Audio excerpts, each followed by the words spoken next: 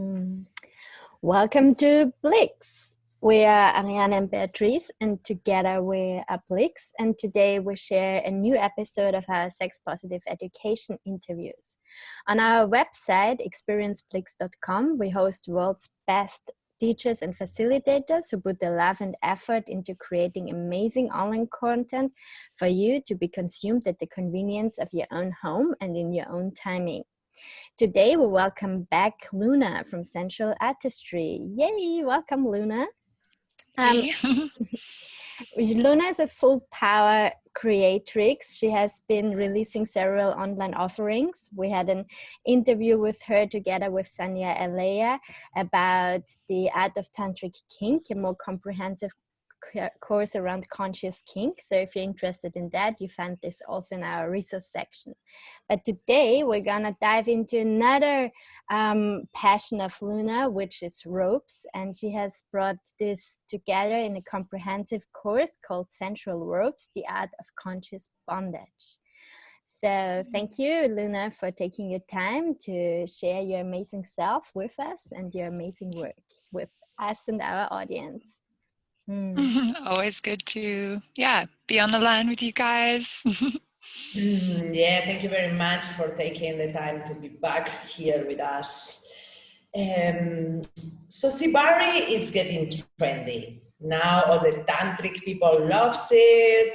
And, Instagram account, they get a lot of tractions where they are exclusively around ropes, and it's getting mainstream. There are many different types of Shibari. Some are more classical Japanese, more focused on perfection of the notes. Some of other facilitators or other riggers are more focused on energetical play. For others, it's about art, it's about looking beautiful. Now I see a lot of working with props, with fun, with flowers. There is as well like sexual, traditionally it's a sexual, but now as well as there are non-sexual options available. So I want to know for you, what is your connection to ropes? What is Shibari for you? What is your style? And why you feel the call to work with ropes? Yeah, so I love everything about ropes and all the different styles. To be honest, I've really dived into all of them. Like, people that look at my stuff will see that I like doing a lot of the art shoots and using flowers and making really beautiful suspensions and, doing that like creative artistic style. I love receiving really like dirty, kinky, sadistic rope torture kind of play. I really love like that side of things. I love the traditional Japanese style. But what I specialize in and what I mostly teach is around the sensual, energetic, tantric kind of side.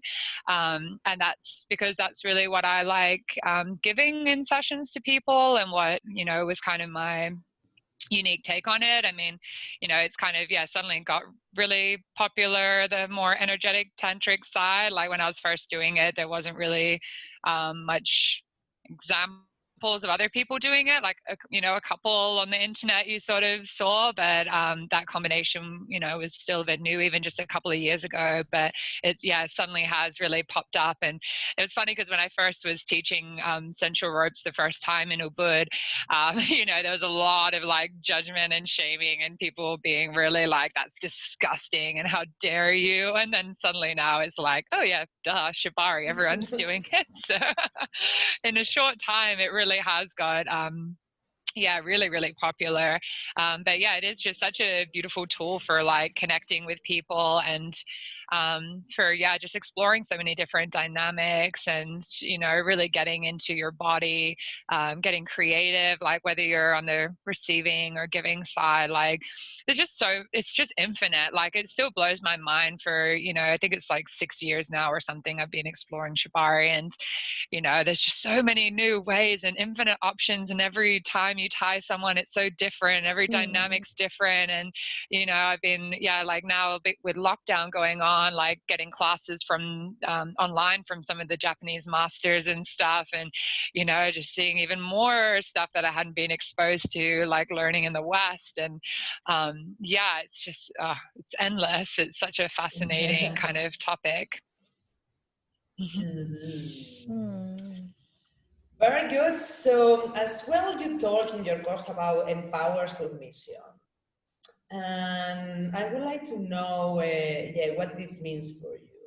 We call it in BliXX domination from the bottom, which is a BDSM term.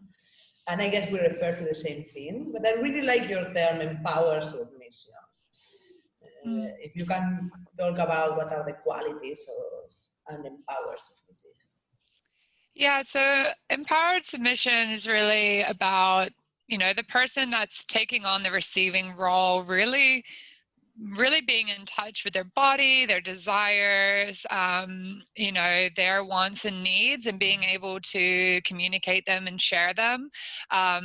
You know, there's like, some people view submission as this really passive role where you're just kind of like receiving whatever the person wants to do to you, and that you're just like this, you know, it seems almost like objectify, like, and sometimes, you know, that's the energy that you're bringing in, where someone would be like, I just want to be like a doll that's being, you know, fucked around with, and that's, you know, also a totally awesome dynamic. But even if you're doing that, you need to be really empowered in knowing like what you get out of that, like why do you enjoy being objectified? Why do you enjoy losing complete control? You know, if that's the energy you want to go for, and actually being able to like consciously choose that, and not just kind of like go into a scene where you're like, okay, I don't really know anything about my desires or wants or needs, and I guess like you seem kind of cool and powerful, and I'll let you just like do what you want to me, which, you know, a lot of us kind of start out like that was honestly my experience at the start of my kind of kink journey. Was just, you know, I really didn't know what I want, like what I really wanted and stuff, and people didn't actually ask. Like I wasn't playing in the conscious scene. I was like playing with, you know, people from Fat Life, and you know, just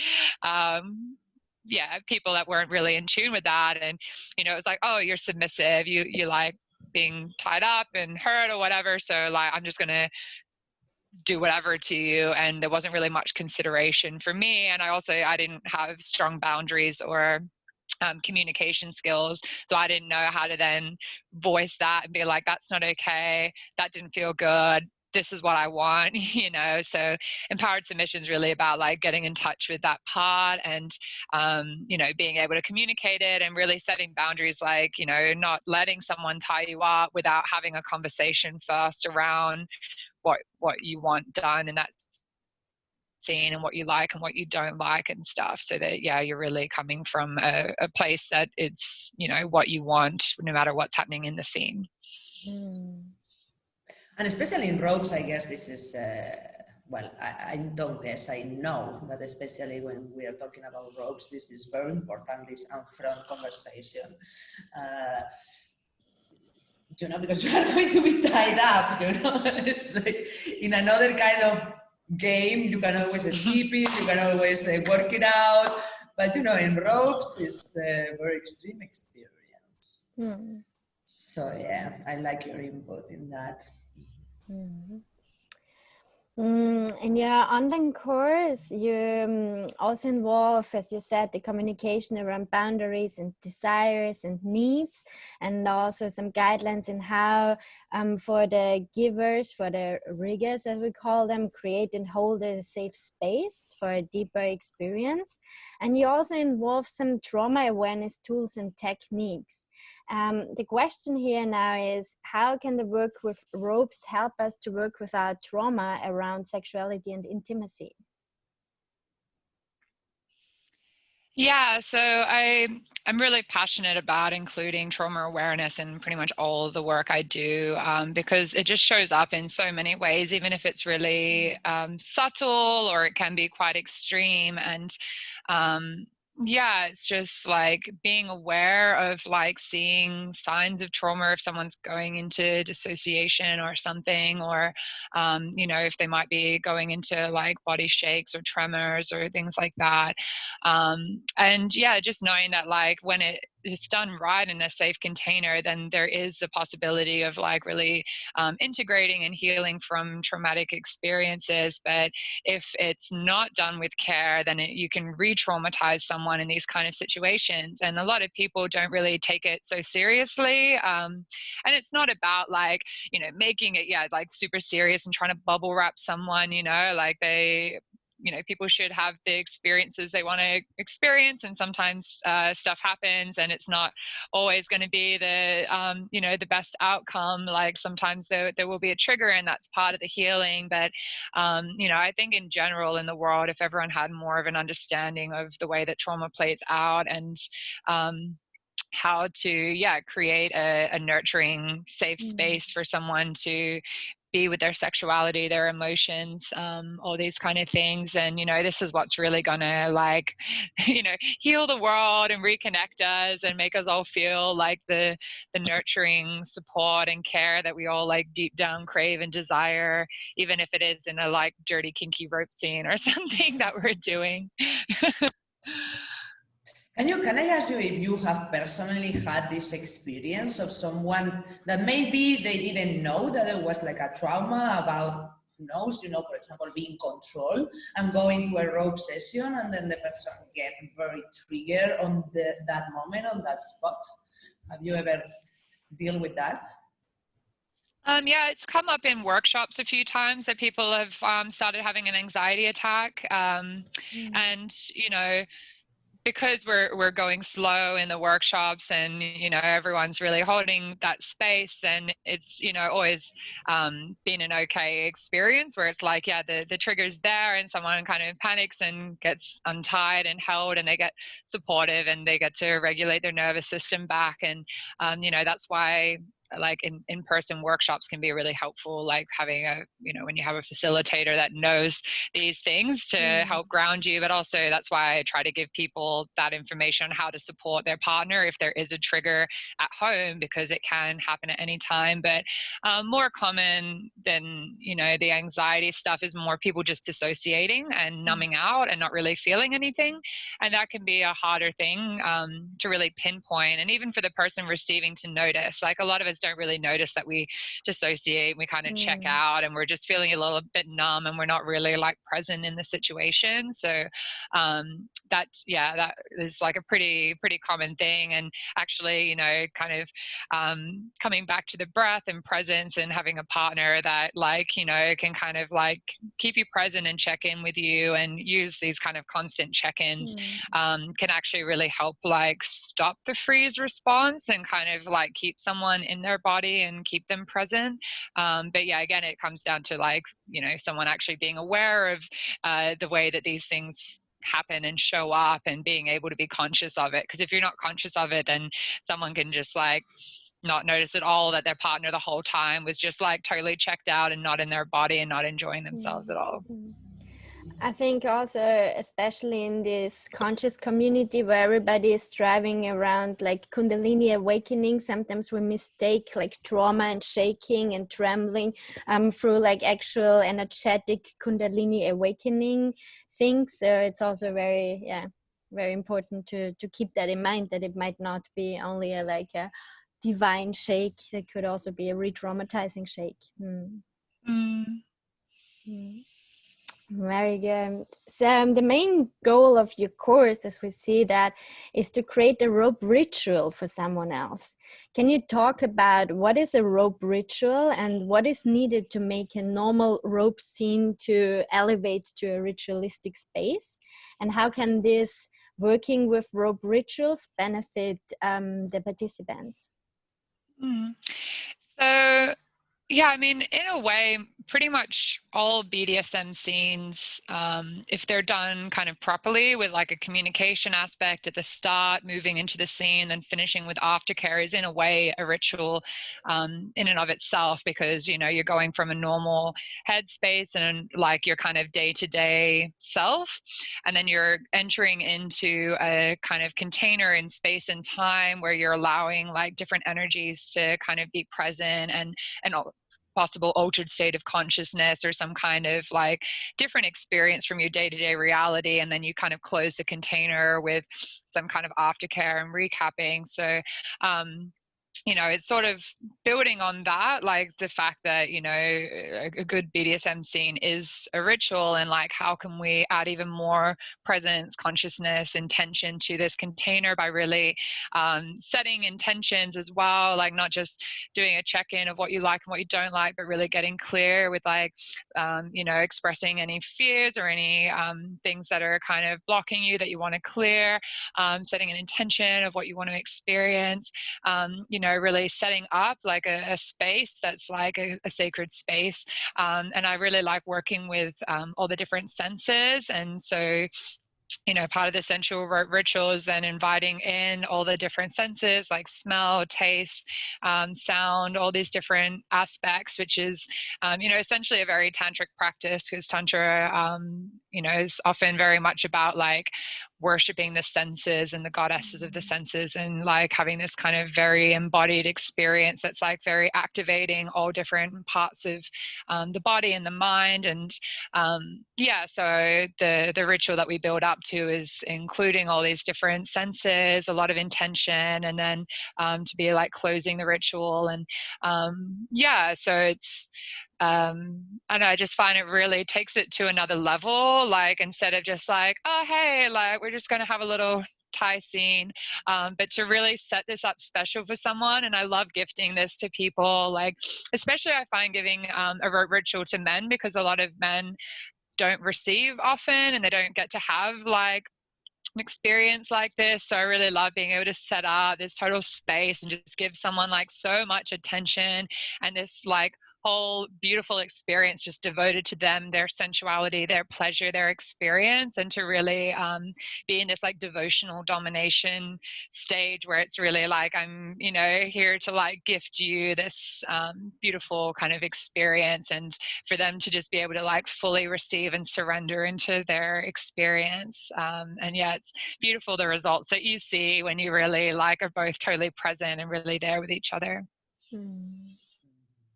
Yeah, it definitely is another deeper space, you know, when you make it a ritual consciously. Let's talk about how you start the ritual, because in the course, the ritual starts with a rope meditation, and I have done all kind of meditation in my life, but I have never done a rope meditation. So please tell me if this is, they both, Rigger and Bunny, they work together, or if the top guides the meditation. Tell me how it goes and what is the... Yeah, so the rope meditation is actually part of like the introductory course part, not so much part of the ritual, but it is something people tend to add as like a kind of start of the scene. But doing a rope meditation is where people really like are connecting to whatever rope that they're using, to the sensations of it, to the feeling of it, like exploring it around their body, on their skin, and really getting to know all the textures, the smells, like the sounds, and all these different parts, like, and really get to know the rope on themselves before they put it on someone else. Because, you know, you can kind of think that like, oh, if I do this, it'll feel like this.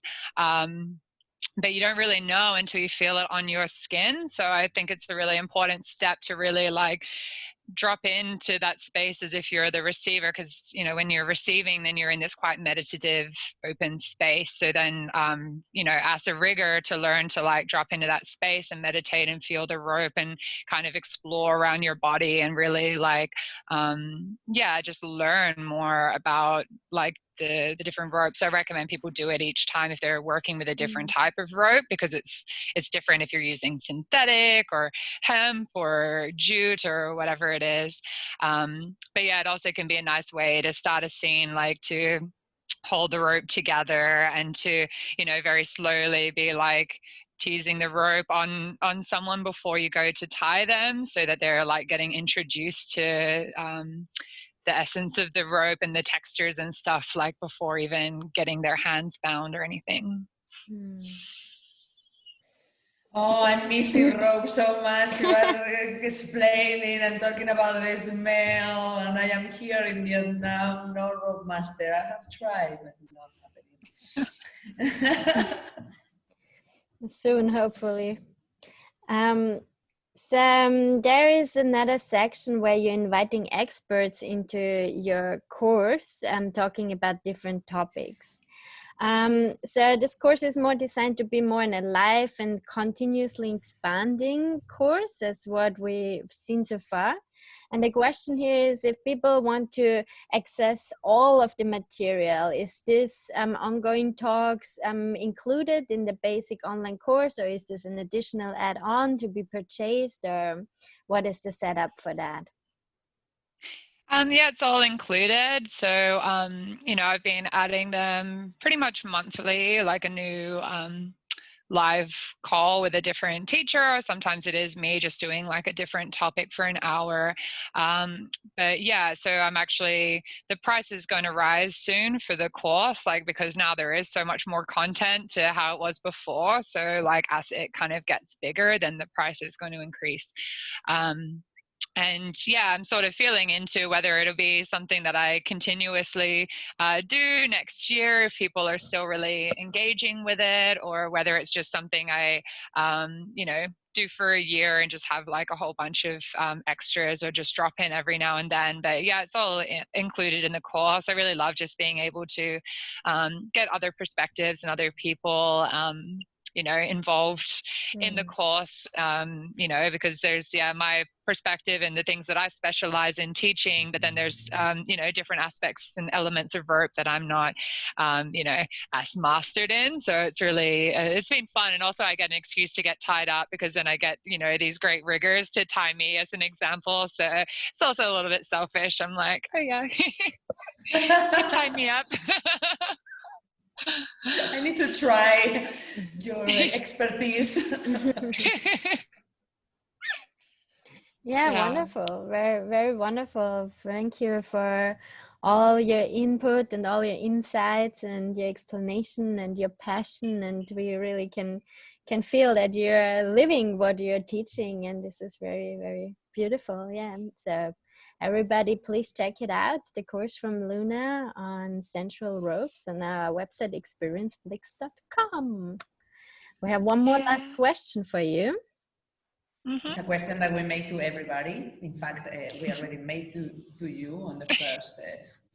But the question is, what is the single thing that makes you feel more BliXX?